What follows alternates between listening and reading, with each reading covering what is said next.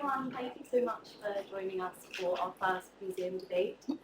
These are co-organised by myself and the rest of my MA Curating the Art Museum cohort. And we are also organising an exhibition which will be in the Kettle Gallery opening at the end of May, so hope to see you all there as well.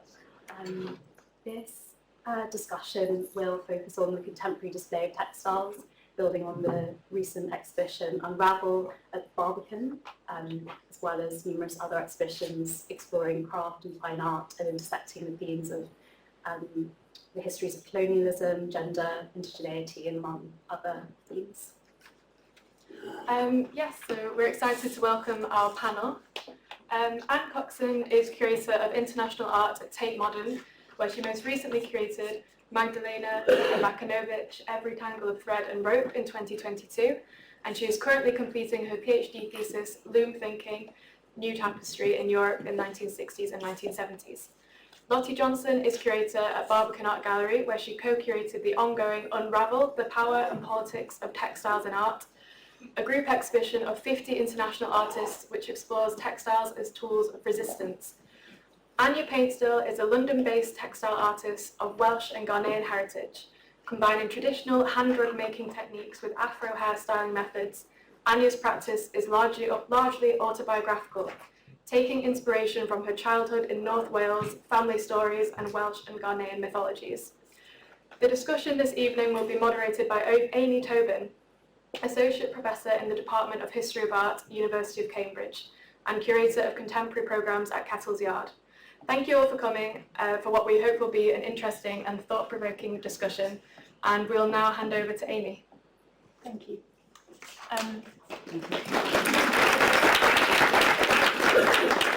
So it's my pleasure to join the debate this evening as moderator. The organisers have assembled a really wonderful panel whose expertise across research and practice, questions of form and politics across many periods and geographies. So before we get into our discussion and our debate, each panellist is going to speak for 5 to 7 minutes about their work and their relationship to textiles. We will then have a chat, and then we'll open up to questions from all of you. Following that, we'll reconvene for a drink for more informal questions. So I'm going to hand over immediately to Anne, who will then be followed by Lottie and then Anya. So, Anne. Thank you, Amy. Yeah.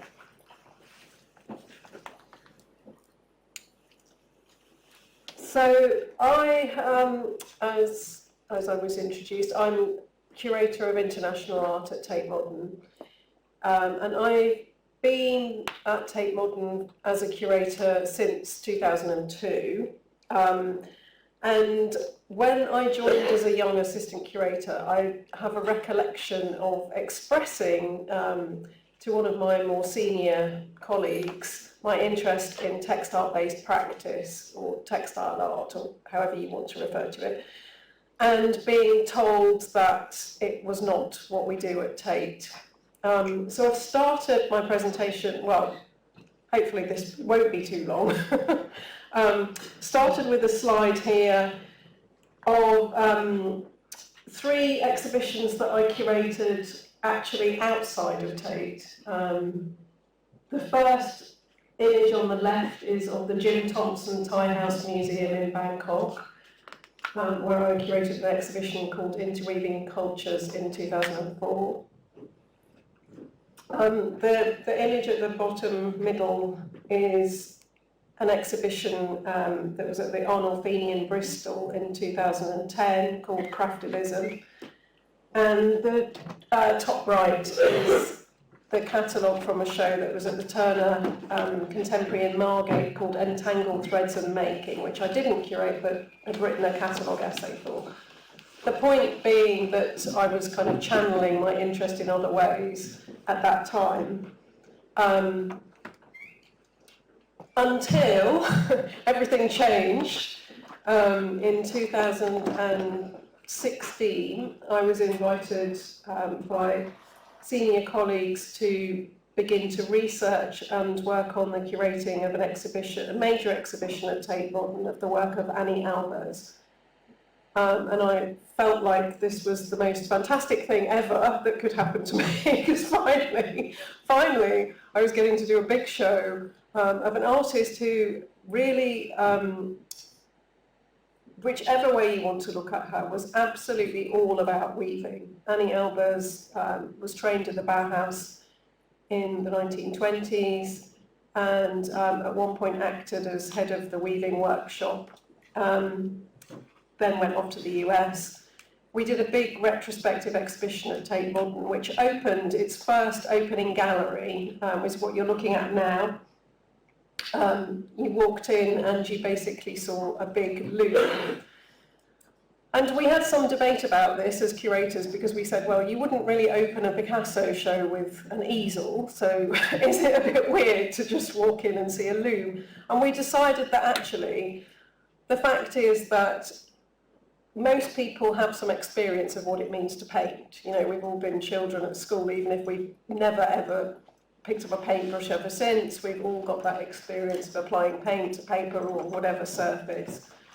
But we don't necessarily know or understand what it means to weave, or how cloth is woven and how that construction of cloth actually happens. So the apparatus of weaving is given for you to see at the beginning of the exhibition, and it then became something that that inspired the design, the layout, and the architectural planning of the show. So in the very centre of the exhibition, we included a space that we were kind of conceptualising as being a bit like being inside Annie Albers' head or her brain. She wrote this really important book called On Weaving, where she really goes to town with exploring weaving and its histories and all of the references and what they mean. And sometimes she writes extremely clearly and lucidly about this practice that she dedicated her life to. And sometimes she's saying, you know, it's you know, she's giving really detailed instruction about what weaving actually is and how it works, and she's talking about different weave patterns and designs. Other times she's getting quite philosophical and thinking about the history of civilization and how weaving, you know, really began as something that could create a form of shelter, that we were housed under tent-like structures, that we dressed ourselves in cloth. And so it's inextricably linked with the developments of civilizations. So this space at the beginning was kind of very archival and exploring those things.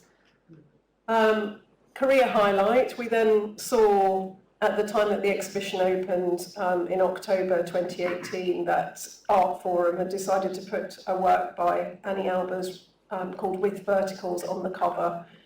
And the exhibition was reviewed by Lynn Cook, who said that it didn't just feel groundbreaking, it truly was groundbreaking. So that was another kind of, that was a big career highlight for me.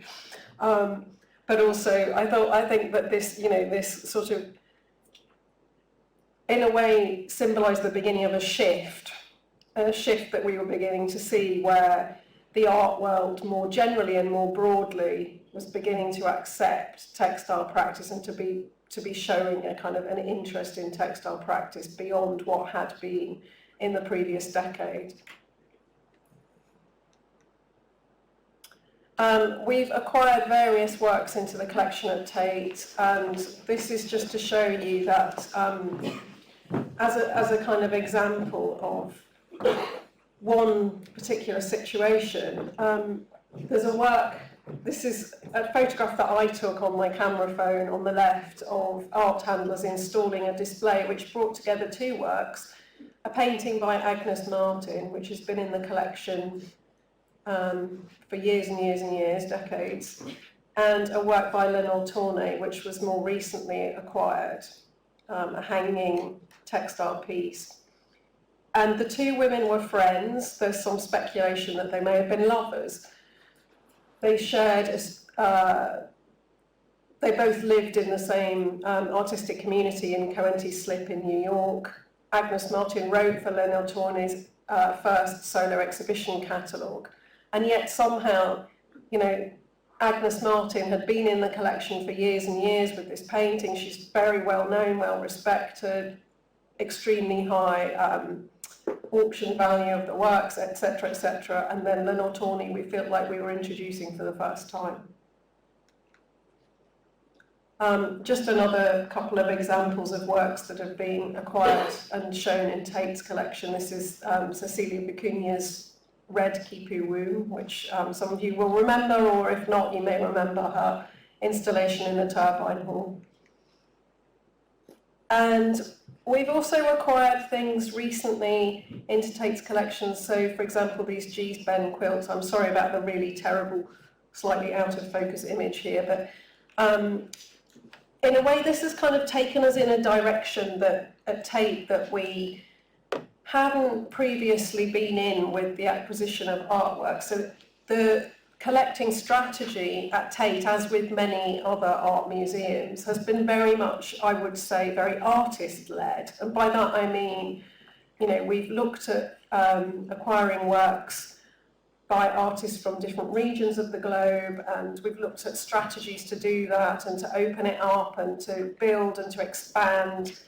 But always underneath everything that we do is this kind of underlying assumption that we acquire works by named artists, or artists who are recognised, or who we think should be recognised, who we believe should be seen in the museum. And so, and quite an interesting thing, I think, has happened in terms of Tate's collecting strategies, where these works have come into the collection through various different means. So, for example, the G's Ben quilts. And we do know and we recognise the name of the makers, but it hadn't necessarily been that we'd gone to look for their works, if you see what I mean. The object has taken precedence, and the interest in the object and what the object means and where it's coming from and its context has been what's led that particular interest. So this has been something new for Tate. And one more example which kind of will chime with, I promise I will stop in a minute and hand over, but one more example of this which will chime with what Lotta's going to tell you about is the arpilleras, the Chilean applique small patchworks that were made to communicate messages politically during the period of oppression and dictatorship in Chile. Oh, sorry, I did have another slide. Just to also say, to introduce myself, that I also curated the Magdalena Abakanowicz show, which was on last year at Tate Modern, and that my particular now field of research is thinking about the development of fibre art or new tapestry in Europe. So this exhibition really kind of started me off on a path of research around these works that were being made in the late 1960s and early 1970s that looked like a lot of hairy fibre. My husband kind of teases me that I have lots and lots of books that I've acquired on my bookshelf of this kind of mad hairy stuff from the 70s. It's become its own thing, but it's interesting that we can kind of see that textiles have kind of come in and out, it's kind of ebbs and flows in the fortunes of how museums have been collecting and thinking about textiles, and artists who are making really ambitious sculpture or installation using fibre or using the textile medium. And I think, we didn't really think twice about the seriousness and the ambition of Magdalena Abakanowicz. There was no debate. This is not anything small scale. This is not domestic.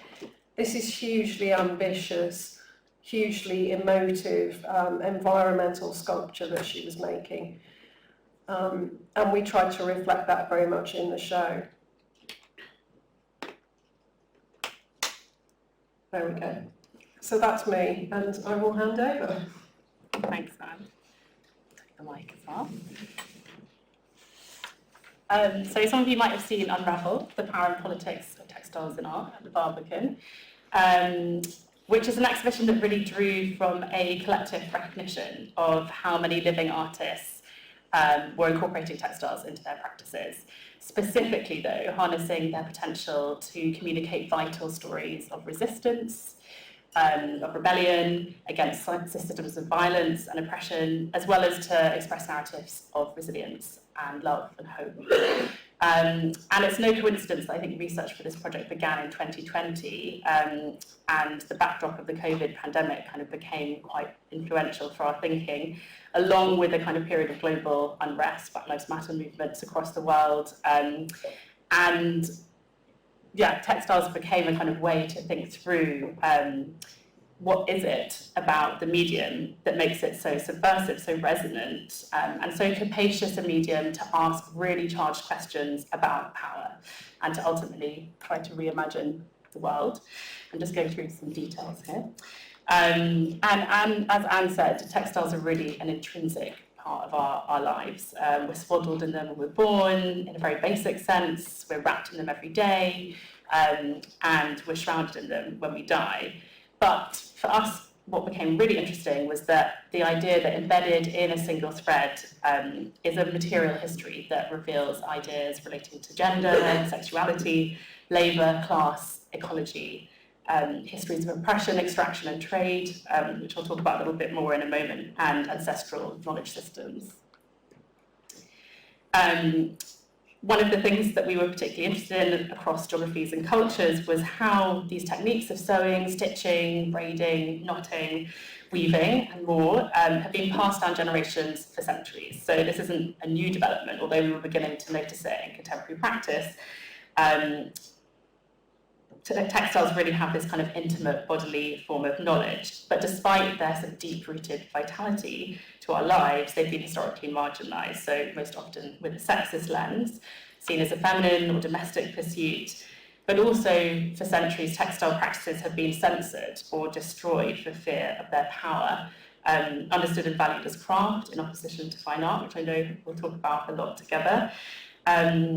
And so ultimately 50 international artists ended up kind of leading and guiding our exploration of this medium, particularly looking at how they all defy and challenge expectations of textiles, pushing the medium's boundaries and speaking powerfully about their own intimate everyday stories, but also wider socio-political narratives, which are kind of intrinsically bound up in each other.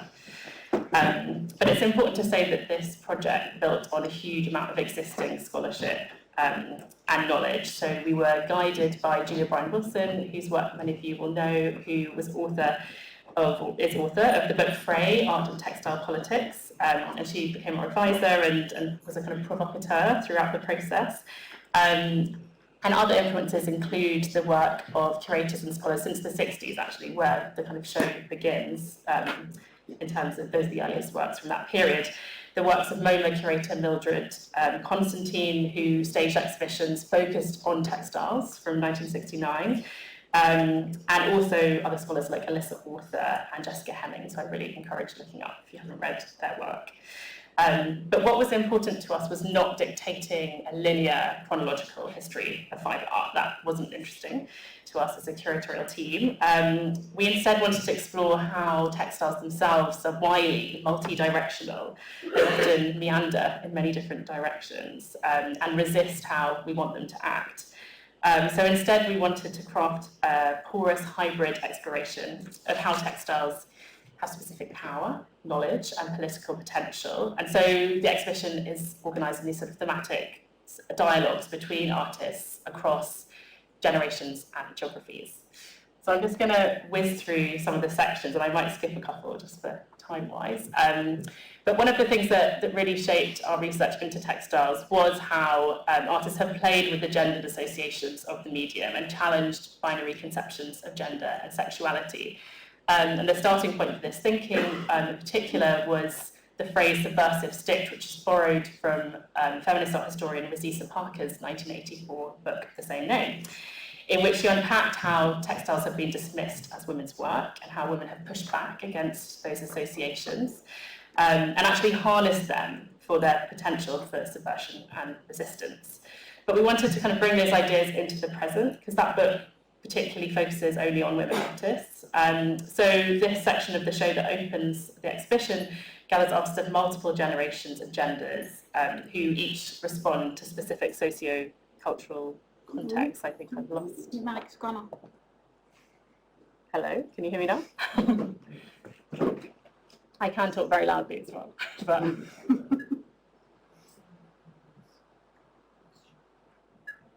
Should we find that one? yeah, the light has gone off actually. So maybe switch. So I just wanted to highlight, oh yeah, that's working. So I wanted to highlight the work of Nicholas Flobo, who opens the show. He's a South African artist. In this work, he's stitching leather with ribbon into a canvas to suggest these two kind of watery fluid beings in a tender embrace. And he's particularly interested in harnessing the historical associations of femininity with women's garments and kind of using the medium for its rebellious possibilities. Also, you can see the work of Garda Ahmed, Judy Chicago, and Tracy Emin here, just highlighting Judy Chicago's birth project. This particular work was made by a woman called Jane Gabby Thompson. It was a collective project where Chicago invited over 150 textile artists and makers to explore the wildly diverse interpretations and experiences of birth, from the mystical to the painful.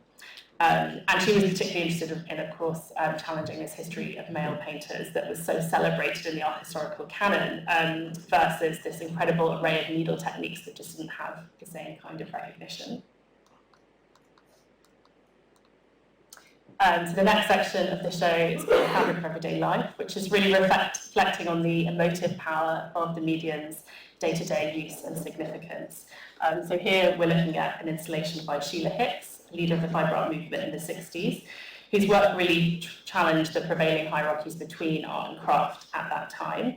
And this work, Family Treasures, comprises of 64 items of clothing given to her by family and friends, and each particular item held very special meaning and memory for the individual, which Hicks then wrapped in unspooled yarn, so these kind of amazing gems of memories bundled together. Alongside the work of Casita Abad, who gives visibility to the humanity of immigrant women through her amazing trapunto and quilted stitched paintings, which you can see on the left there. The next section is titled Borderlands, and it's really exploring how artists have used textiles to transgress the boundaries enforced by borders and really question the power structures that have been imposed by them. Exploring how borders can be sites of conflict, rebellion and resistance, and how textiles might kind of help to undo that. So Ishan Adams has given a spotlight. You can see a detail of his work here.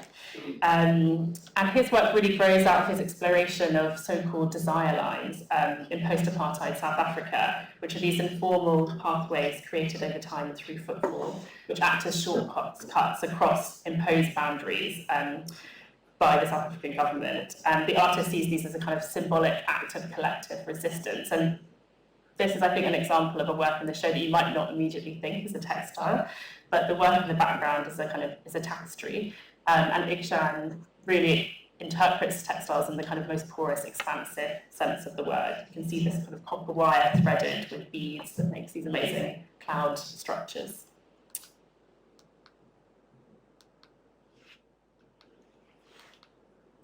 The next section, Bearing Witness, is perhaps one of the most explicit sections of the show, and kind of in some ways the starting point for the project as well, exploring how artists use thread to protest, process and grieve political injustice and systemic violence. Hannah Reagan's tapestry, which you can see on the right here, is an outraged protest against the US's brutal violence during their invasion of Vietnam. And Reagan was living in an incredibly remote village in Norway where she received the newspaper every single day. And she learned about the violence in Vietnam through the newspaper and was kind of pushed to make this incredible work where President Lyndon Johnson presides over this kind of lush green landscape intersected by a fiery red grid. And she actually, this was one of the, I've lost power again. I'll just give you one of these.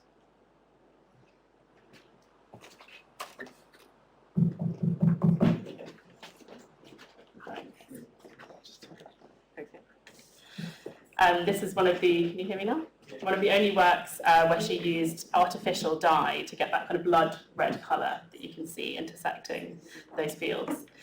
I'm going to skip forward because I think for time. So then the next section of the show, so we've just been upstairs in the Barbican galleries, if you know our spaces. So the final section upstairs is Wound and Repair, which really explores how artists embraced a politics of care and the potential of textiles to explore healing and reparation. You see Louise Bourgeois' crudely stitched arched figure here, really manifesting how she was interested in how kind of psychic pain is revealed through the body itself. And Diedrich Bracken's tapestry is a great kind of foil for that, exploring how modes of survival can be found in the care of community. And cotton is his primary material, very deliberately chosen for the ease with which it can be manipulated and dyed, but also, in his own words, for its historical significance in the US relating to enslavement, violence, and subjugation, which has lasting effects on Black bodies. And it's a really poignant work. So the final section of the show, which is perhaps the most porous and expansive, occupies the full lower galleries at the Barbican, and we really wanted this section to exist as a sculptural landscape to really show what textiles can be and do. So we wanted the work itself to offer the choreography for visitors and allow them a really bodily dialogue with the work itself. So this section presents a really diverse range of artists, many of whose practices address exploitative colonial histories and reclaim and relearn ancestral forms of knowledge to forge new visions for the present and the future. You can see Jeffrey Gibson's 4 sculptural garments here, inspired by those worn by dancers in Native American powwow ceremonies as a form of spiritual protection. And Gibson sees his work as a kind of mashup of intertribal aesthetics. So he's really working in resistance to essentialist understandings of indigeneity. So these garments, although they reference a historic form of dress, are kind of interspliced with phrases from popular culture and also a lot of contemporary kind of new techniques that he is workshopping in his, what he calls a kind of atelier. This is an incredible patchwork tapestry by American artist Hal Lewis, made up of salvaged and recycled fabric that pays homage to the enslaved women and children who lost their lives during the Middle Passage. And she sort of reimagines them as sea creatures and creating this kind of regenerative future for these lost lives. I'm just going to scoot ahead for time and end with an installation by Cecilia Vicuña. This is an incredible work, with perhaps dovetailing with Anne's own acquisition for Tate, called Kipu Astral from 2012, which draws on the history of textiles as an ancient system of communication and really links the oppression of pre-colonial cultures to the devastation of Earth's natural resources. So this Kipu takes inspiration, and all of Vicuña's quipus do this, from the ancient Andean practice of knotting. So quipu means knot in the ancient Andean language. Both as a functional form, so these quipu knots were used to communicate information like tax data and census information, but also poetry, stories, poems, music, and the practices that the makers would engage with, they believe connected them to the cosmos. And thread also is a kind of symbol for the natural resource of water in Andean culture. So this incredible sort of call to us as visitors to think about the devastation in our current ecological crisis, but also to celebrate systems of knowledge that have been handed down through bodily knowledge and bodily ways of knowing. I think I'll stop there for time. Just scoop on many works to think about later.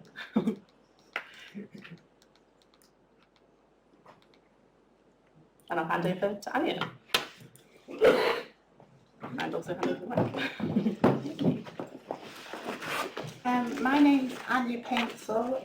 I'm a textile artist from North East Wales. This is my work.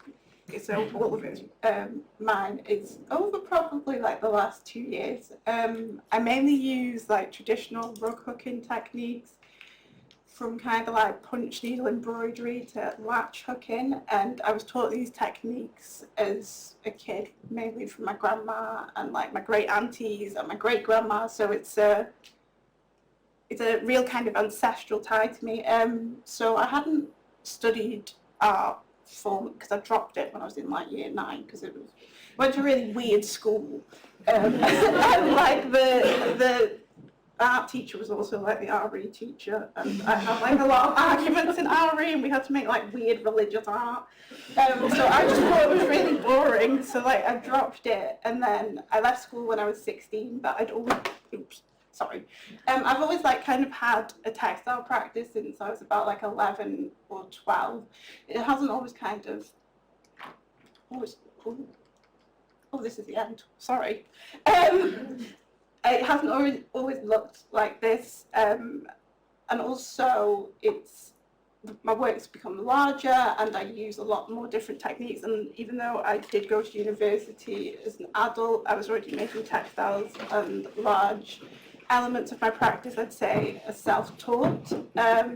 Along with that, I use Afro hairstyling techniques in my work, as well as human hair, which is usually my own or my brother's. That's my brother. It's my brother as well. He appears in my work all the time. He's 17 and he lives with me, so he's like my muse. But yeah, with my practice, I mainly now aim to address craft and kind of, I suppose, class within craft, coming from a very kind of working class background and working mainly with techniques which have historically been crafts of poverty as opposed to things you do on an evening for fun. You're making you like utilitarian objects for the home, and this is where these crafts came from. So rug hooking has like a strong history in North Wales, but anywhere where there was mills, really. So people who worked the mills could take offcuts home, and they'd make rugs, they'd make like bedspreads. There's tons of ones which have been in my family for generations, and I see my work existing within a lineage of that as well as being fine art, and I would make it anyway without the intention of a gallery in mind, if you know what I mean. So that's basically where I come from as an artist. So yeah. Thank you. That was really wonderful. Thank you all for sharing. So we'll be able to flick through with we'll just open game. So we're going to start with some questions that were circulated by the group, things that they wanted us to address as a panel. And the first one of those questions, which we've sort of touched on already in various ways, was about how textiles specifically intersect issues of gender and labour. And I don't know if anyone wants to pick that up specifically in relation to their practice. I mean, you've already touched on it, Anya, in relation to class. Is it a gendered form of class making? Yeah, like completely. Like, so I grew up in North East Wales, but my mum's side of the family are from Anglesey and come from like a very rural farming background. Like most of my living relatives are currently farmers. So these techniques are farmer's wife's techniques, as in farmer's wife as a job title as opposed to like a marital status, if you know what I mean. But yeah, I suppose within my practice it comes like a real kind of urge to explore the craft history and creative history of working class women, because I think even within discourse about textiles, stuff like the Subversive Stitch, newer publications by Julia Skelly, there's a real kind of gap between, well, there's almost no discussion of class, I'd say, and who is making these objects and who's made them historically. And even in like the contemporary space, who is the artist even making them? Are they using these techniques themselves, or are they kind of farming out the labour to someone they're paying minimum wage who they've never met and they've mocked up a drawing on like Photoshop or something?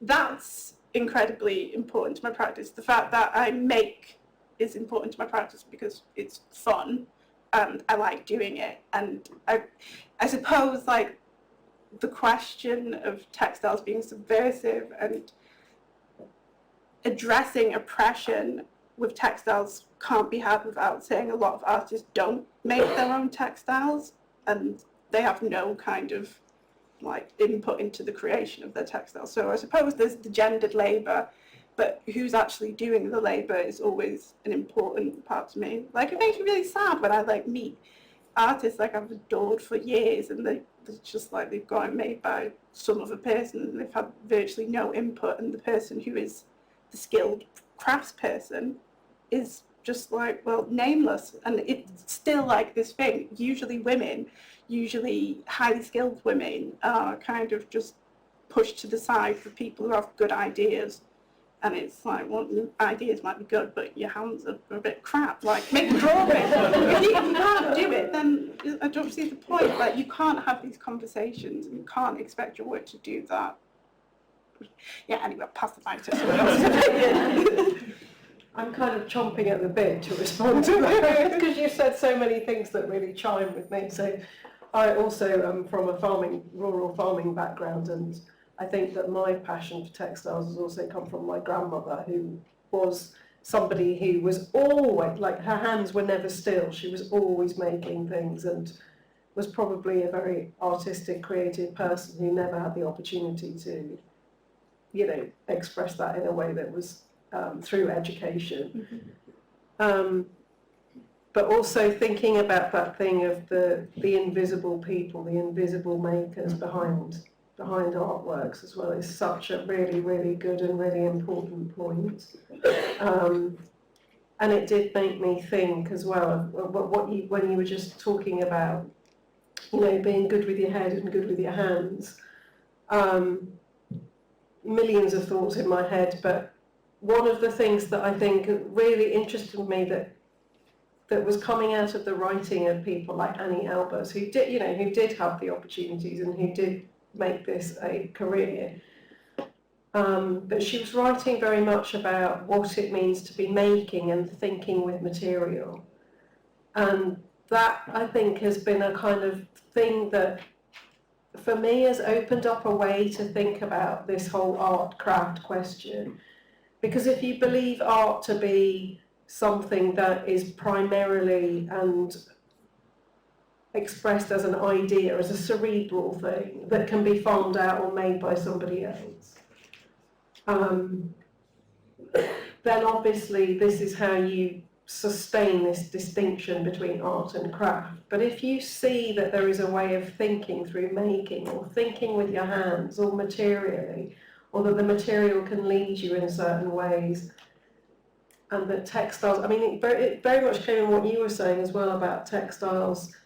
I think somebody anyway said something about them resisting what you want them to do, or the material having this resistance within it. If the material has properties within it that don't always come primarily from the mind of the maker, or that can take the maker into a different realm of thoughts in some way, then those distinctions between art and craft start to break down. And I think that's what I find interesting. Mm. Yeah, just to pick up on that, that idea of kind of textiles resisting what we want them to do is really beautifully explored in Eve Krakowski-Sedgwick's writing, Yeah. who's a textile artist and scholar herself. I probably will paraphrase, but she talked about how the kind of preconceived models or ideas that she had, textiles kind of really pushed back against that when she was working with the medium. And she often, actually Julia Bryan-Wilson speaks really beautifully about this, but Sedgwick often uses textile metaphors when she's talking about her conceptions of queerness. So she talks about this kind of open mesh of possibilities that she feels kind of queerness embodies. And she often, so the idea of the mesh, this kind of weave, this dialogue of going back and forth, but also in many plural directions, I think is a really interesting way to think about textiles, and definitely guided our thinking around textiles as a potentially gendered or ungendered or kind of fluidly gendered medium. I think also it's important to say that in many cultures around the world, textiles are not historically practiced necessarily by women. So, for example, in Nigeria, aso-oke weavings are actually practiced traditionally only by men, Yoruba men. And so I think it is also quite a Western-centric kind of dominant idea of textiles as gendered, as feminine. But of course, then there's also an artist, Feliciano Centurion in Unravel, who spent a lot of his life in Paraguay and Argentina, and he actually wasn't allowed to practice textiles as a young boy because it was gendered as feminine, and his mother and grandmother practiced that craft, but he was forbidden to engage with the medium. So it's interesting, kind of artists grappling with different preconceptions and hierarchies and kind of value-based ideas of the medium. He obviously overcame that and pushed back against that history and co-opted it himself to explore actually his struggle with HIV and AIDS-related illnesses, so to explore his own precarity as a gay man. So yeah, kind of opening up the conversation on gender into a more kind of porous direction. Yeah. Sorry, I don't want to hog the microphone. So just another thought related to that as well was that even in a Western context, tapestry weaving, so traditional, high warp, Gobelin French manufacturing tapestry weaving, they were all men. For a long time, those studios were filled with men. So when a textile is seen as something high value and made in editioned runs and rare and time consuming and highly skilled labour, it had been very much filled with men. Still occupying this kind of grey zone as well, because we don't always know about who the weavers were. We know the name of the tapestry producers, Aubusson or Gobelin or whatever in France. But it's interesting, isn't it, that I think it has been, textiles have been both the high and the low. It has been the thing that's done at home on your lap by people who don't have access to studios. But there is also this tradition, this Western tradition of it being a kind of high art or a fine art or a very highly valued form of making and expressing ideas. Am I okay to ask another question? So one thing that I wanted to ask that sort of came out of these different presentations was really like how hospitable you think that museums, even with their various improvements, actually are to textiles, and albeit with people in them who are very passionate about textiles, and what kinds of knowledge did you have to find and seek in order to kind of work with textile or to bring textiles into these spaces? Yeah. I suppose I have only a perspective as an artist and acquisitions, and working with different museums. They're obviously going to be interested in textiles. They'd be talking to me anyway, otherwise we wouldn't be having the conversation and they wouldn't be making the acquisition. So I suppose I'm in a continual place of feeling really hopeful and really good about textiles in galleries or in museums, just because that's my experience of every day. I think the first acquisition of my career was by the Whitworth in Manchester, and Ufra, who's here, was one of the curators who first spotted my work, and then I got to work with, got in contact with a very, very good textiles conservator at the Whitworth, and French, and because of the lack of education around textile, and I suppose within formal art school environments, there was stuff I was doing to my work that was really damaging to the work itself, and if I'd continued making work in that way, there wouldn't have been a lot of the museum acquisitions that have happened since wouldn't have happened, because my work would have been a bit fallen apart, or not viable from a conservator's perspective, if you know what I mean. But yeah, I feel really good and hopeful about it. I suppose I see textiles more and more. I'm being included in more institutional shows. I'm seeing more institutional shows, so it's kind of, I think it's a good time to be a textile artist. Yeah, I'm just remembering you and I had when we met previously, and we had a conversation about conservation, and you were sort of, oh well, I'm probably doing everything that I'm not meant to do, or to make these things last. The Conservatives would be cringing at this point. And also, I was just thinking that I remembered that. I mean, this is not really answering the question. This is a tangent, but I was just thinking. I remembered you telling me about. How when you started to work in this way, that it was a bit of a rebellion against your art teachers. Was that? Did I remember that correctly? It wasn't so much of a rebellion. It's just I went to art school when I was 25, and I'd done a portfolio class, like a night course. I was living in Glasgow and I did it at this college in Glasgow, and then I got into Manchester as a mature student because I didn't have any formal qualifications. So they accepted me with a portfolio, but then when I got on the course, they were kind of like, why do you want to make textiles? And it was just kind of like, well, why have you bloody brought me here, if you know what I mean? I had a really weird lecturer in my first year who was just like, every time I had a tutorial with him, he would make it about 3D printing and how I should 3D print my work, and it was just kind of like, I've said I don't want to like 150 times, so can you please offer something else of value?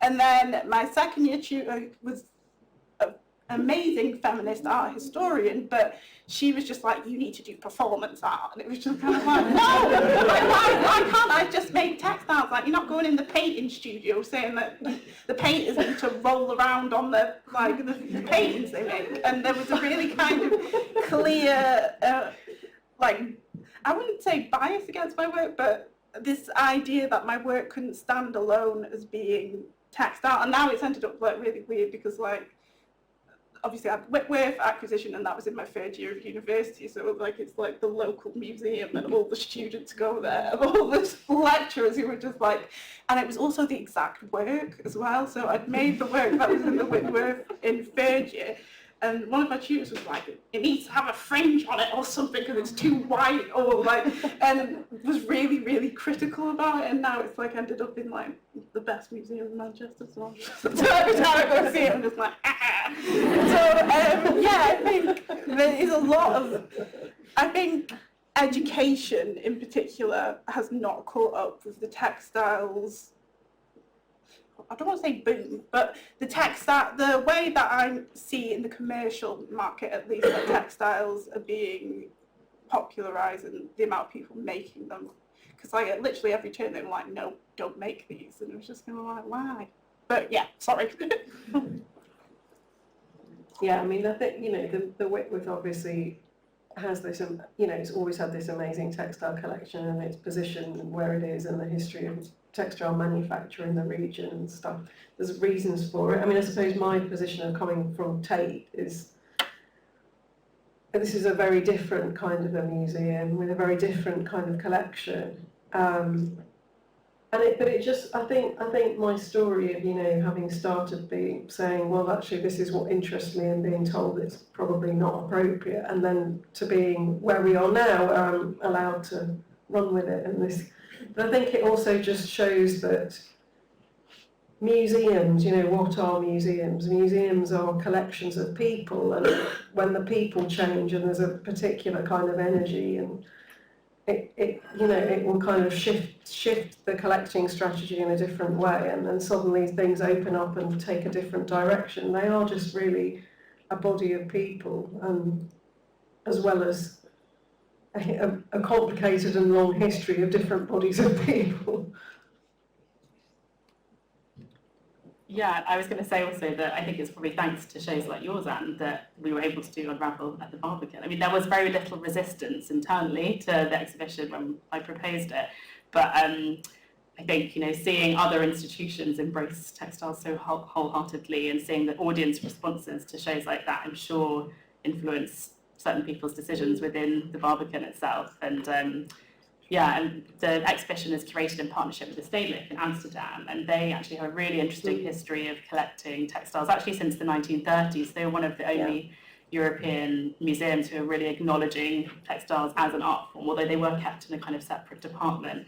And in the 60s, like MoMA, they curated these amazing textile shows, which included artists like Magdalena Abakanowicz and Sheila Hicks and Annie Albers. And so we were really lucky to be pairing with an institution that already acknowledged the medium and had embraced it in their acquisition and collecting strategies. And some of the kind of key loans for the show are from their collection. And actually, also kind of from a conservation perspective, they also have in-house conservators who are incredibly kind of intimately acquainted with the kind of the wiliness and the unpredictability of textiles, but also particularly artists working in that period in the 60s who were using natural fibres, natural dyes that they were kind of mixing and making themselves, and which are very light sensitive, and the natural fibres often get very brittle. So we were really lucky to be working with people who had this care and expertise, which I think isn't necessarily the case in lots of modern and contemporary art collections. They might not have textile conservators or staff.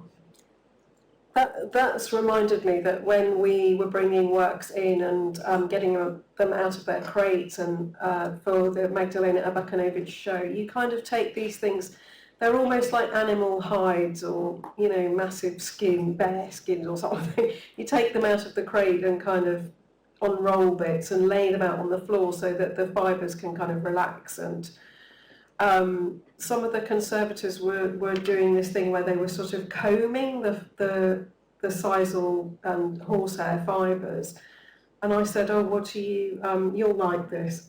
What are you using? What's this? What are you?"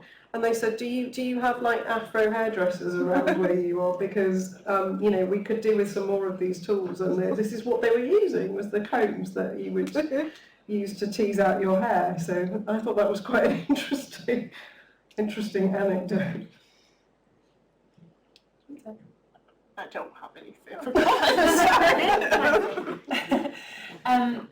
So back to one of the questions that the group wanted us to contend with, and this is a question of cultural appropriation and textiles.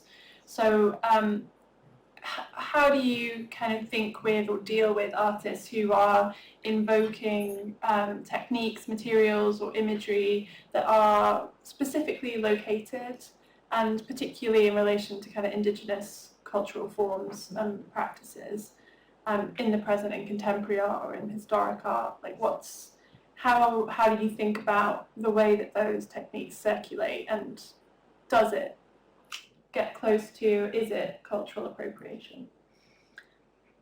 Yeah, we thought about this quite a lot actually at the time of putting together the Annie Albers exhibition. So Annie Albers wrote in a kind of dedication at the beginning of her book on weaving. She dedicated the book to the Peruvian weavers who she saw as her great teachers. That was her words.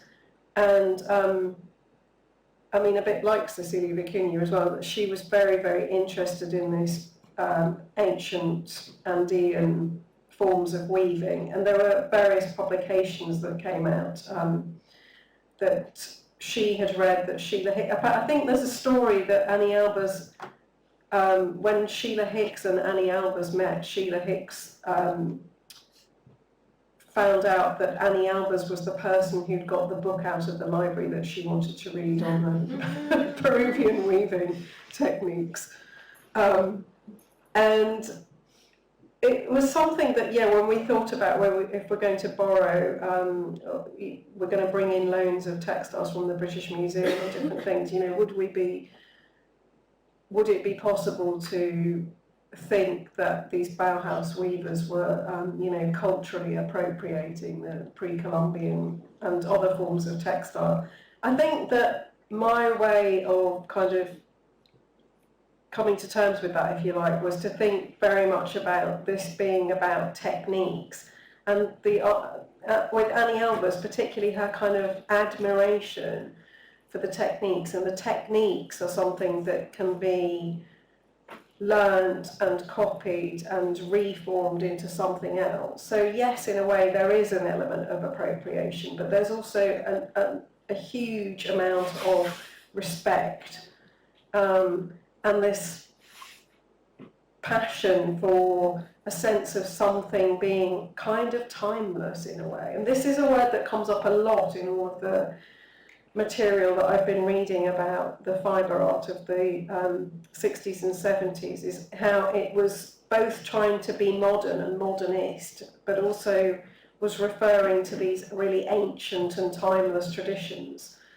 I could kind of almost, present a whole massive thing of quotes of these, the number of times that people have talked about the timeless and out of time, and I think it's interesting, and I don't really have the answers yet. I think it is something that we have to kind of question and grapple with. Do you have any thoughts about this?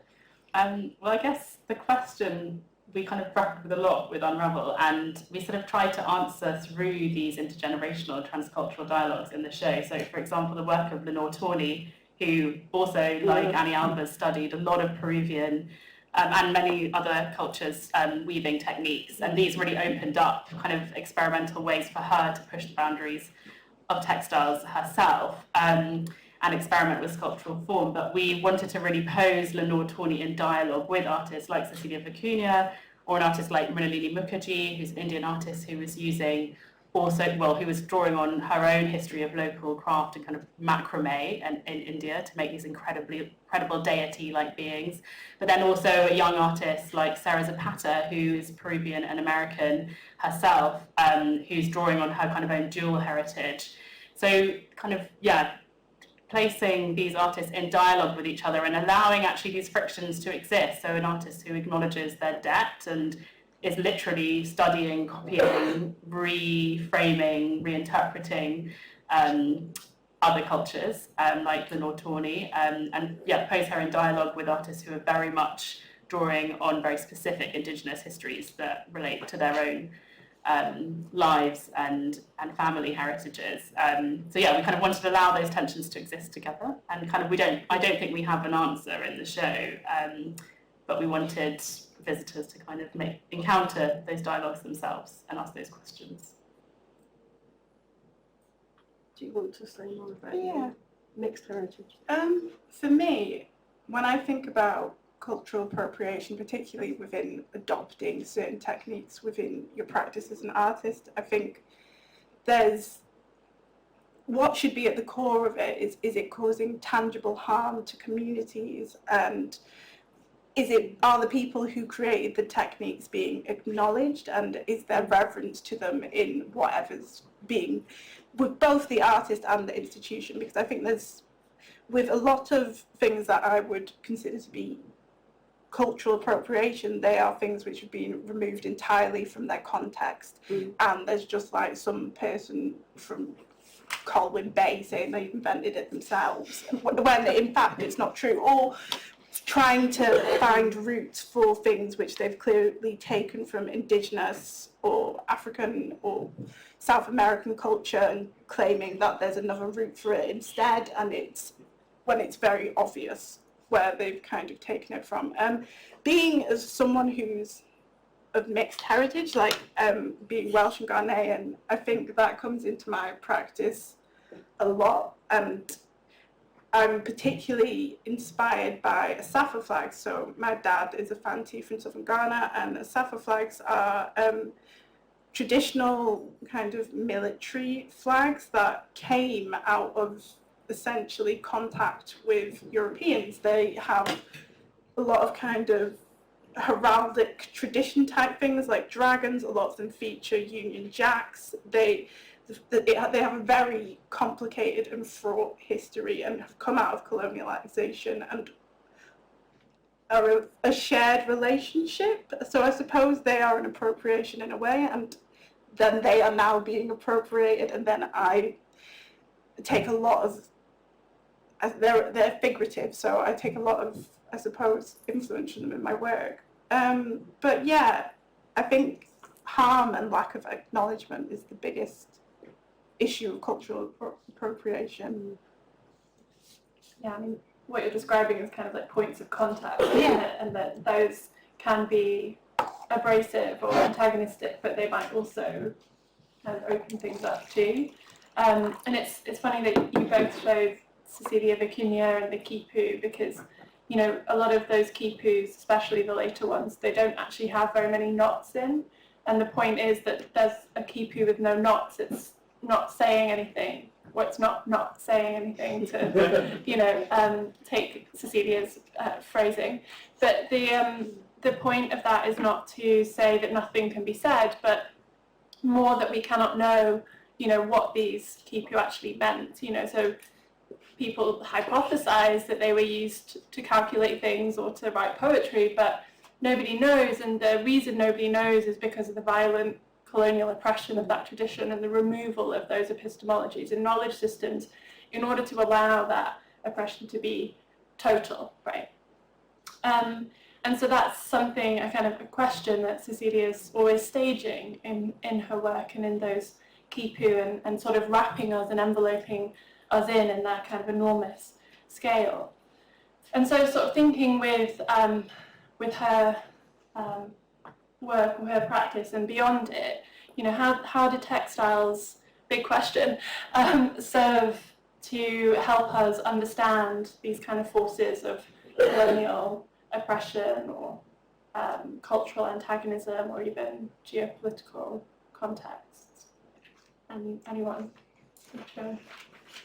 I'm looking at Lotte because Unravel is all about this. Yeah. Sure.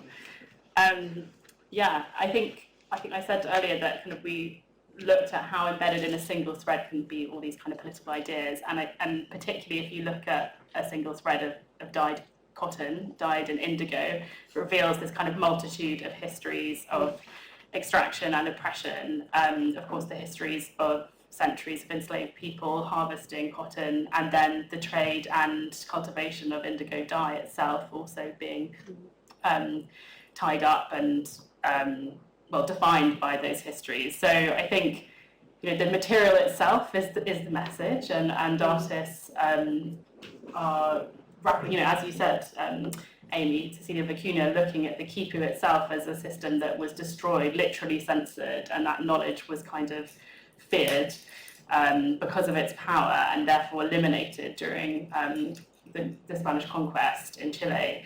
And there are so many other artists looking at Kishon Obari, who's in Unravel, looking at the history of Dutch wax prints, Diedrich Brackens, as I said before, using cotton very specifically because of its history. So I think there are artists who are really taking up the medium because of the stories that it holds, or that it held and still continues to hold, and then using those associations for subversive means. For example, in the work of Tao Lewis, she's using this amazing patchwork to offer a regenerative kind of reimagining of the lives of lost enslaved people. So I think a lot of artists are kind of trying to reclaim these oppressive, traumatic histories to find answers in the present and the future, and open up kind of new imaginaries, I guess, through their work. I don't know if you want to add anything on. Don't really. I mean, I guess another maybe happier way to end this part of the conversation might be to say that, to go back to this question of resistance that we were talking about earlier, and the way that textiles might also let us resist some of those histories of violence. And I think everyone's spoken a little bit about repair, and how that doesn't necessarily mean that violence is erased, but it's sutured, and we might still see the wound, but it's not as wide, maybe. But also that, thinking about this idea of passing on knowledge generationally and creating kind of more space and more possibility and a kind of a future through that, continuation, which feels very appropriate to your work. I feel there's a definite lineage with craft, not just textile, broad craft in general, and I see my work, hope my work will fit into that in some way. I suppose for me, because I did not go into creating textiles with the idea I'm going to be a professional textile artist, it's just something I've always kind of done, it wasn't something I gave a great deal of thought until I went to university, and I really got that textiles weren't like being received as fine art, and particularly because where I grew up there was no like museums, there was no access to culture. Like I couldn't just like go to the Tate or like see a show, and I didn't know very much about art at all growing up. But I suppose the way that I consume art, the way that I see art is predominantly textiles because I'm interested in textiles. So I don't think of it as, to me, it is my entire interest within art. If I wasn't a textile artist, my work couldn't exist outside being textile. So I think, yeah, it's very powerful that it's being taken up more and more, and there's more institutional recognition, but at the same time I think the work would exist anyway even if there wasn't. So I think that's important. Do your family members like your work? My brother does. My brother loves my work, but he he's obsessed with like work of himself. If it's not him, then he doesn't want to see it. So like we were I can't remember where, I think we were in Cambridge, and I was like, oh, I've got some work here, do you want to go and have a look? And he's like, is it of me? And I'm like, no. He's like, no then. I'm just like, okay. My mum is like, her Instagram and social media have become like a weird shrine to me, so she really likes my work. And like my sister really likes my work too, and she appears in my work a lot. My like older family members think I'm like some kind of like free roaming hippie though, so who just like hangs out. They really thought that like my ex-boyfriend was like bankrolling me while I did all like this kind of like weird like rubbish for years. And my granddad was like, you need to be an engineer, like can't you go back to university? And it's like, oh, I'm doing quite well, I've just had a show in New York. Like, so I don't know, I think yeah, they like my work. I think a lot of the older people in my family don't really understand it, but then again, I'm not from somebody who's, so like growing up I was mainly exposed to like African art, mainly kind of like crafts of like masks, dolls, sculpture, and as well as cloth growing up in Wales. So like it didn't seem like being an artist was an appropriate or realistic career, because like I've never met, well, my mum's mate was like an artist, but she was like not a proper one. So it was kind of, I didn't, even when I went to university I was just kind of like, this isn't like a real thing.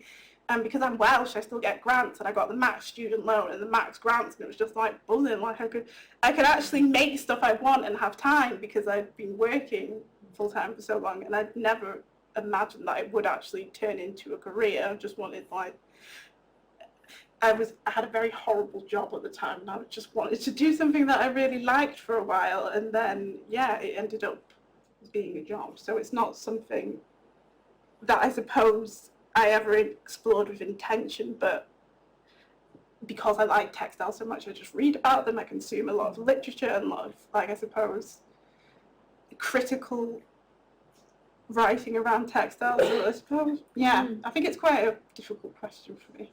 So.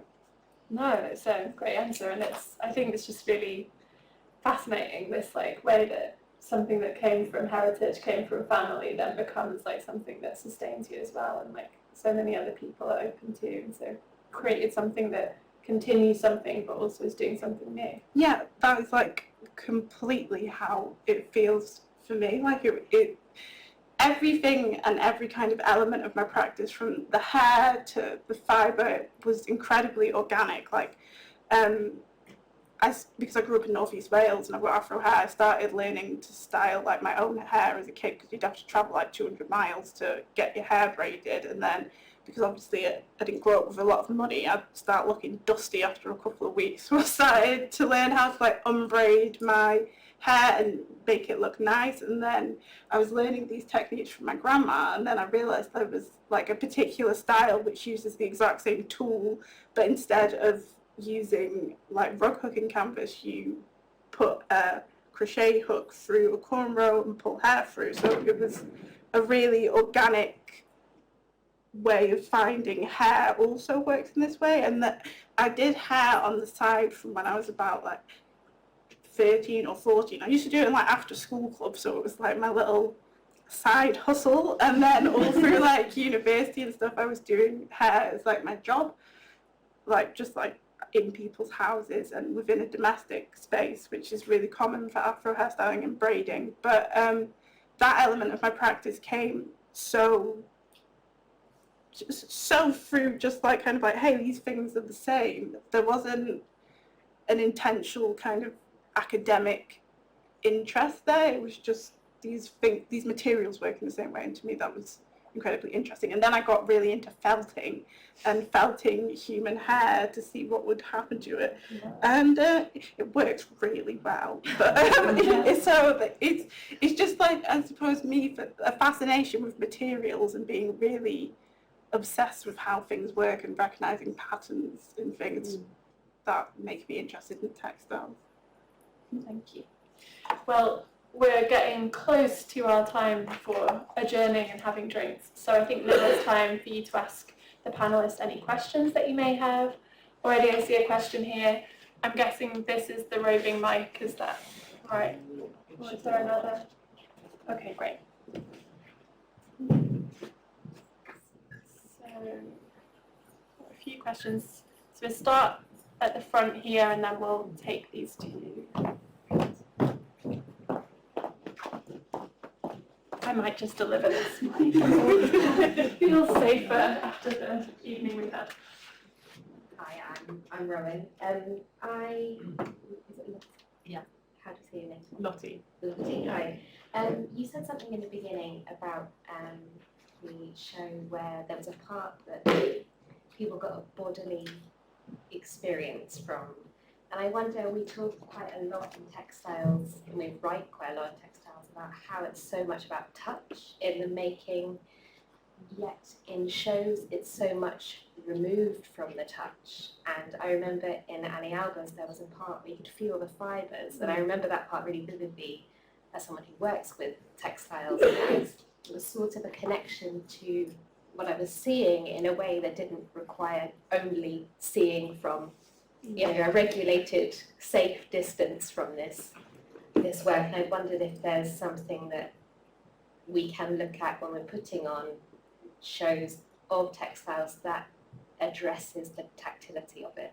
That may not be a very easy question to answer. Yeah, well, maybe I can have a go first. I think that you've really hit on a challenge of making a show about textiles. And actually one of our colleagues at the Barbican suggested that we have these material samples on offer throughout the show, so upstairs and downstairs.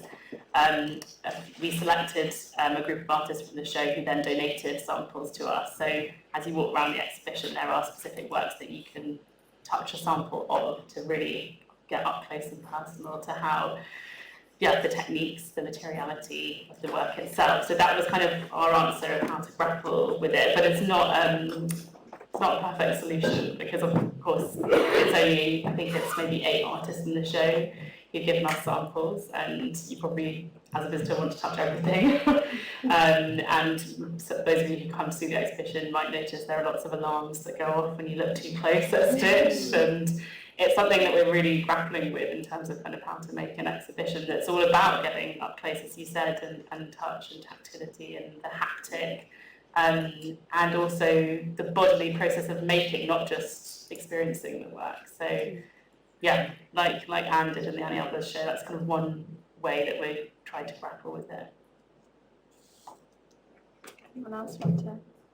Yeah, just the Annie Alba's, we did make a room at the end about, inspired by, so all the different room titles were taken from Annie Alba's writing. So the end room was tactile sensibility, which she had written about, saying, that we touch the things that we love, and that touch and emotion. Obviously in the language etymologically they're so related to each other. We talk about feeling, and we know that means both emotion and the sense of touch. And we did that final room that you referred to. We commissioned an artist who works with textiles in the Department of Textiles at Farnham, at University of Creative Arts Farnham.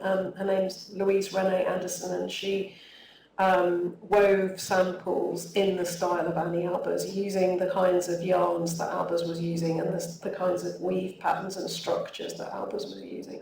Because we just knew that people would just be like desperate to touch.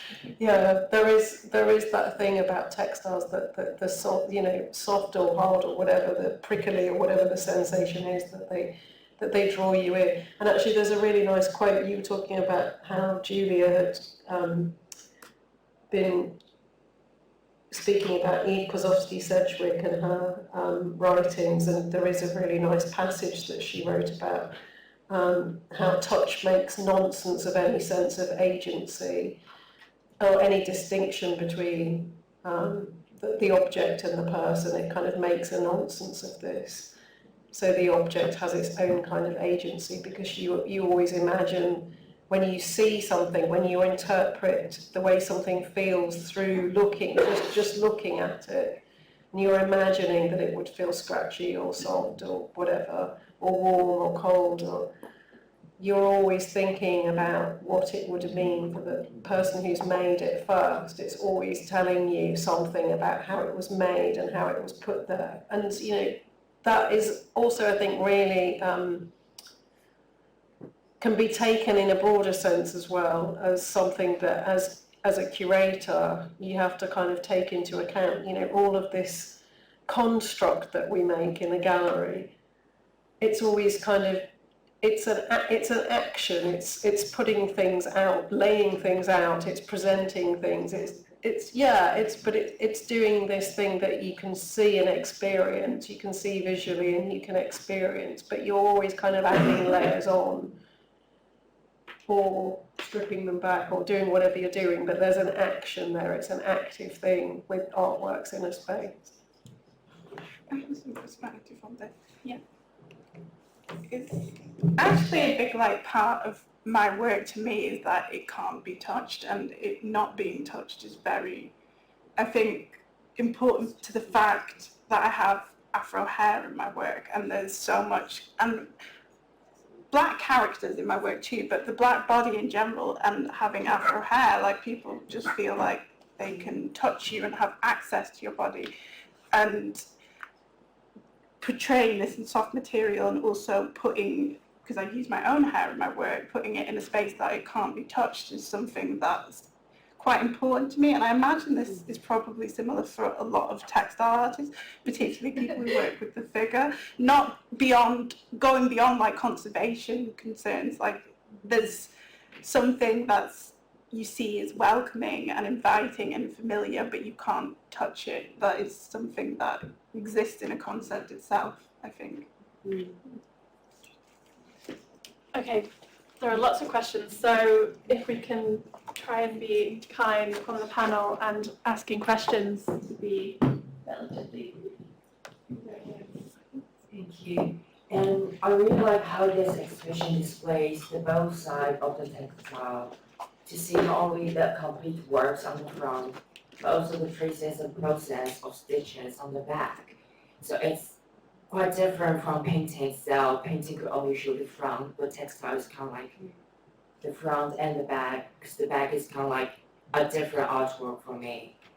And textile kind of like weaving the material history, but also at the back, it shows everything is entangled together.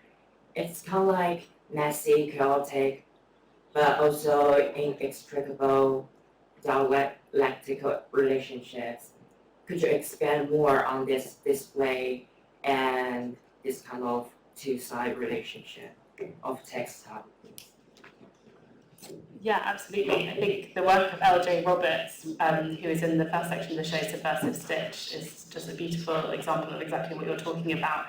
L.J. Roberts makes these amazing portraits of their intergenerational queer community in New York, and they're these tiny handheld embroideries that they make when they're on the subway, in transit, on their way to see friends, and they're these incredible portraits of a community kind of resisting, and really hopeful images of their future, but LJ really importantly always shows the back and the front. So the back is just as important to them as the front of the work. And the back is this amazing tangle of threads that you're talking about. And they see that as an incredibly important manifestation of the complexity, the nuance, the fluidity, the porousness of the lives that they're representing in those portraits.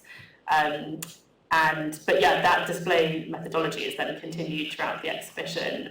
The work of Pasita Abad, for example, you can walk around the back, but Pasita Abad herself often showed her work like that, so you could see the stitches of the trapunto kind of coming through on the other side. And it becomes a very different portrait. You know, the portrait that we saw of this Haitian immigrant woman, Hadiatu, that she depicts, suddenly she becomes this kind of very stark image on the reverse side of the work. Really appreciate your question, thanks. I don't know if anyone else wants to talk about the three-dimensionality of textiles? Yeah, would you like to? This is really more an observation than a question, so forgive me. First of all, congratulations on the show, I thought it was terrific. And also, Anne, I loved your Abakanowicz show, which I went to see multiple times. But I just, at the kind of expense of Sagnac and Arnolfini, I wrote my undergraduate dissertation as a fine art student in 1979, which is before most of you were born, on art, craft and feminism. And I worked all my career in this area as a curator, as a writer and as an academic. And when you talked about how receptive are museums, on the whole they haven't been, historically. Because we've had a lot of problems when I've curated in actually finding museums. And museums that have been most receptive have actually been not in London. Of course, the Whitworth, and I lived and worked in Manchester and Leeds for a long time. And most of the municipal museums outside of London are much more receptive. So it's great that you guys in London, and I know it's not you personally because it's a change of personnel and a different generation, are actually catching on. So that's really what I wanted to say, that this isn't a new field. Some of us have been working in it for 40 or 50 years. And it's really important to acknowledge that. And I feel that the show doesn't really acknowledge that, nor the catalogue, in a British context. But on the other hand, it's fantastic you're doing it and doing it so well. Thank you. I think it's interesting, just maybe just as an added point to that the show that I talked about earlier that took place at MoMA in 1969 that Mildred Constantine curated, which was only textile artists, it was called Wall Hangings, only received one review. So yeah, just speaking to that history that you're talking about in a different context in the US. There's been plenty of shows in this country Yeah, that deal with the subject matter of power and politics. Yeah, thank you. I wanted to ask a slightly different question, which was that after all the East European textiles and interest in textiles and things in the 60s and 70s, big Lausanne Biennale, it all seemed to disappear. And was it because the political situation changed? And will the same thing happen again? Is it always subversive, or can it be an art form that stays? That is a really good question. I think I'm going to try to answer it, but nobody's going to have a crystal ball and see into the future. I think it is a really good point. Glenn Adamson, who writes a lot about the relationship between art and craft, is a craft and design historian, has written various articles about I think there's one called The Fibre Game, where he's talking about how, what you just expressed, how the fibre art of the 60s and 70s seemed to sort of disappear as the decade turned into 1980. And I can't remember the exact quote, it's not coming into my head now, but yeah, if you're interested, he tries to kind of tackle that question and why it was that something that had been very much a prominent movement had sort of petered out and then wasn't seen again. And we talk about MoMA and the Stedelijk, but actually some of those works that they acquired at that time had been in storage for ever since until recent years. So it is quite interesting how these things, there were kind of attempts to to establish a seriousness for textile art. And thinking about Magdalena Abakanowicz as well, she, I mean, I don't know how you feel about this, Anya, but she got quite fed up with being called a textile artist. You know, she said, I'm just an artist actually, and I'm a sculptor, and I make sculpture and environment. And she got so fed up that she sort of stopped working in that way and started to work with more conservative sculptural materials like bronze, and to work in a completely different manner in the 80s.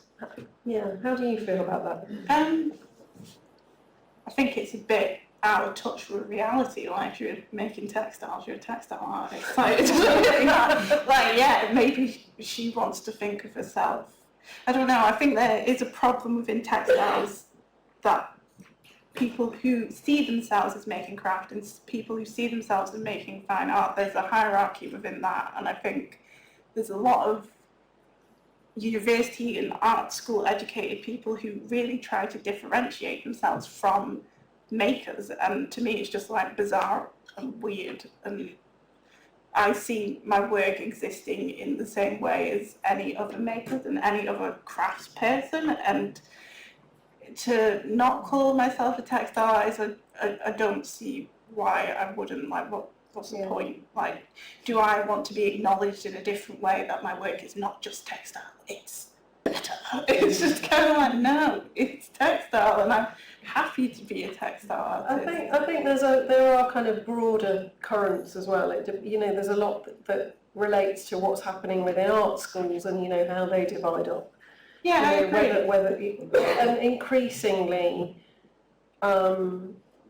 artists are driving a situation where it doesn't matter what the heck, you will turn to the material that seems the most appropriate to express what you want to express, which is certainly what you've done, and also what you were saying, Lottie, about the material being the message, the medium being the message. You know, that they've found in textiles so much rich meaning, and you know, excuse the horrible metaphor, but intertwined, you know, there's kind of currents of politics and the personal, and everything else is there.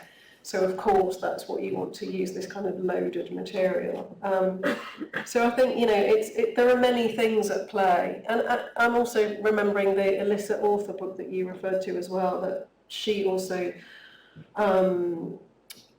examines why it is that certain artists of that period in the 60s and 70s were taken very seriously and taken up by commercial galleries, and then others were seen as being, you know, operating within this kind of realm of fibre and textile and being something quite different, you know, when actually the works were very similar to look at. You know, you have hanging rope is hanging rope, whether it's by Abakanowicz or Eva Hesse or whoever, you know, Robert Morris. And so she kind of examines that and the hierarchy of art and craft. And I think her conclusion, if I remember rightly, is that it has a lot to do with the fact that those artists were trying to aim for a kind of autonomous art practice at a time when art was becoming increasingly dematerialised, and artists, the wider currents in avant-garde fine art were moving in an opposite direction. One more question? No. Okay. One more question, I think we're allowed. And we have one at the front. Thank you so much for the very insightful panel. It's very enjoyable. I was wondering, how do you see, from a curatorial point of view and from an artist's point of view, when the textile works are placed later on after they've had their highlight, for instance, in an exhibition that focuses in on the medium, into a permanent collection or an impermanent collection where it will sit within other mediums. So how it changes, how the discourse around these works of art changes when it gets into the neighborhood of painting and sculpture, and whether pictorial elements of textile works that I'm loving in your work so much get a different spin when they're in different neighborhoods, so to speak.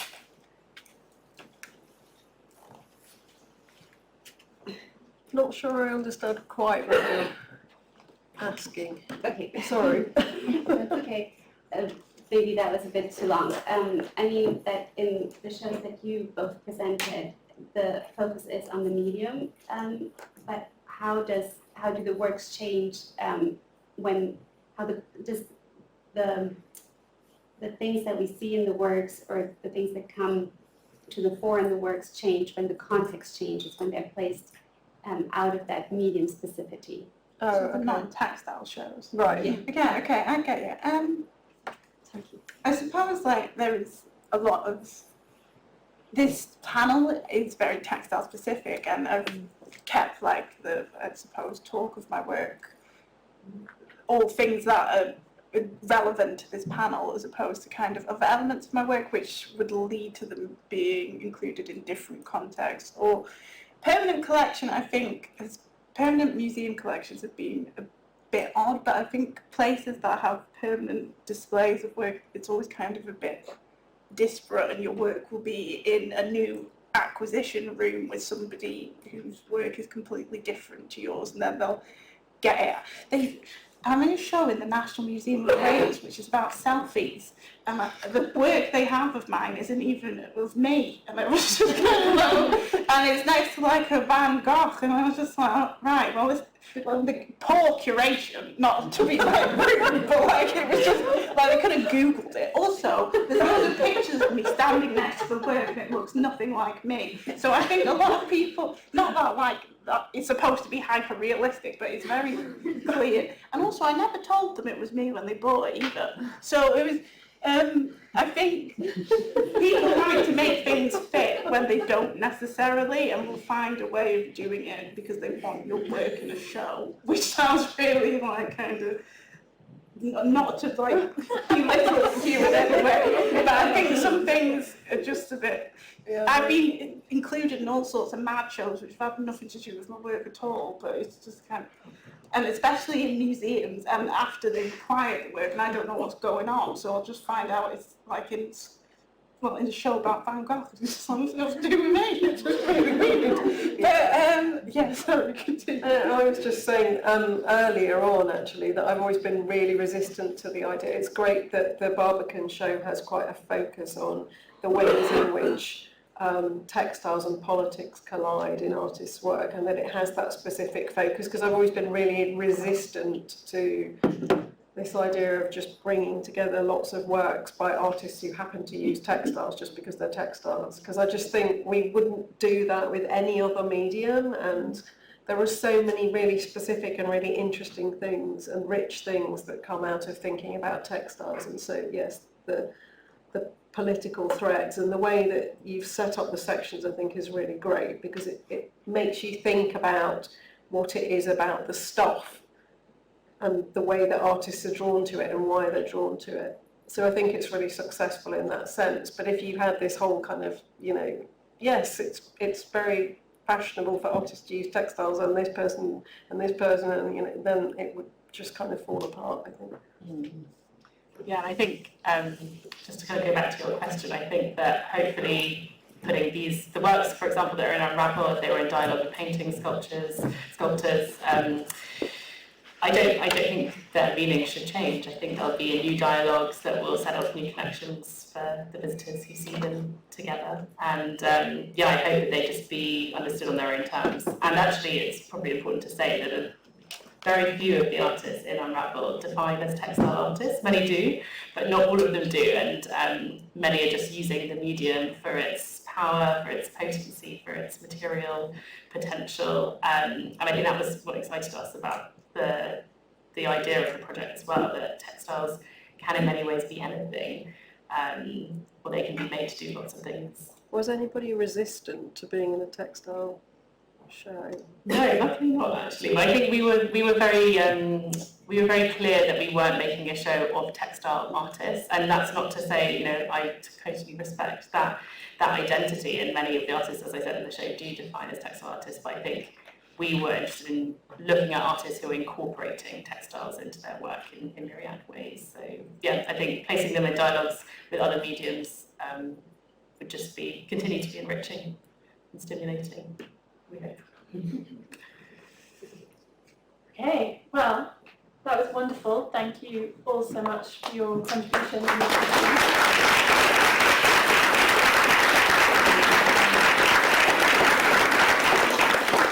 And I believe we're now going to head down the corridor to the research forum for a glass of wine.